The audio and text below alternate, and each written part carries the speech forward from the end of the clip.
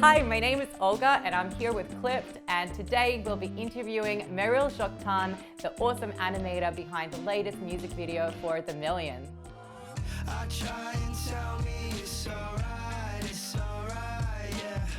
I try and tell me it's alright, but I don't need a change. Thank you so much for meeting with us today.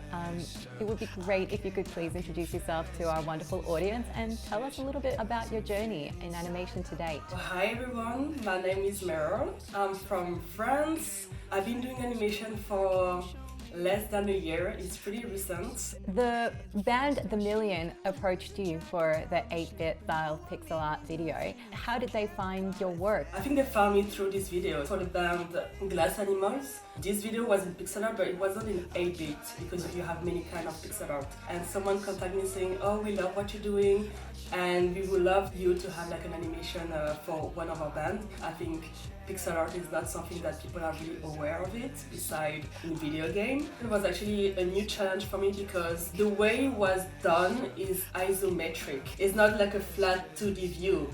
When you think about isometric, you think about something mathematical because you really have to scale everything down and it has to be precise to have like this view, kind of front view and side view.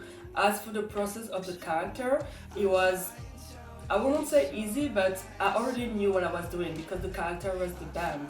So I just googled the images and I was just, okay, he has a mustache, so my character has to be a mustache. I tried to make sure that each of the characters could be recognized by one thing. For example, one of the characters of the band has lighter hair.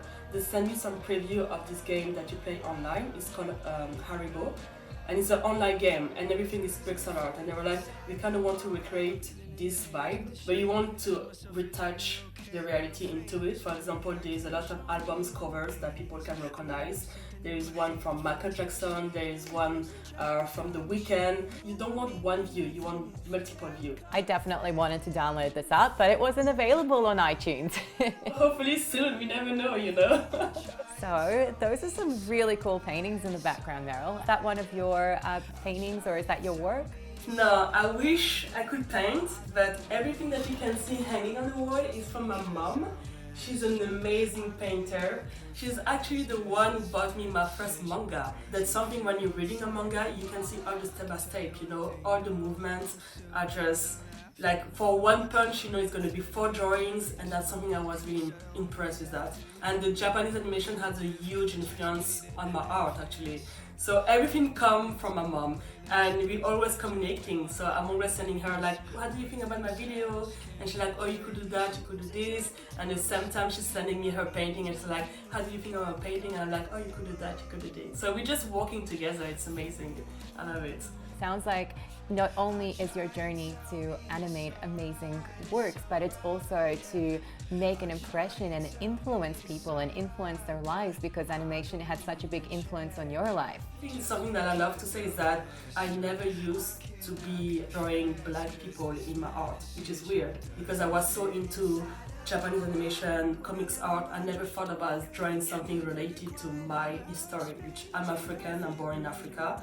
So for example, on the Million animation, there's one scene where you can see black people, you can see Asian people, you can see brown people. I try to mix it because I want to reflect the reality. I think that's also the good thing with animation. You can, you know, you are creating a world, but you want everyone to feel represented. And you have to. I mean, it doesn't make sense in 2020 to just focus on one people. What software did you use to develop this animation, both in pre-production and post-production? So there's 2 kinds of animation. There's frame by frame and there's motion.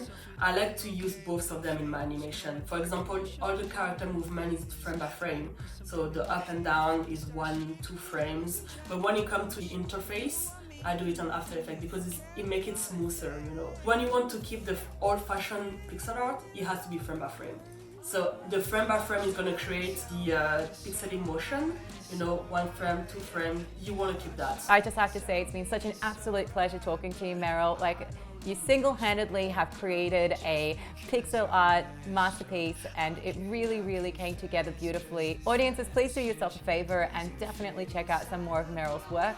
She's got a really growing portfolio, and there's some really fun references on her website as well as some Easter eggs. I just want to say thanks to everyone who believe in me, and hopefully, I hope something bigger is gonna come, and to continue on this path. That's something really that I enjoy doing it.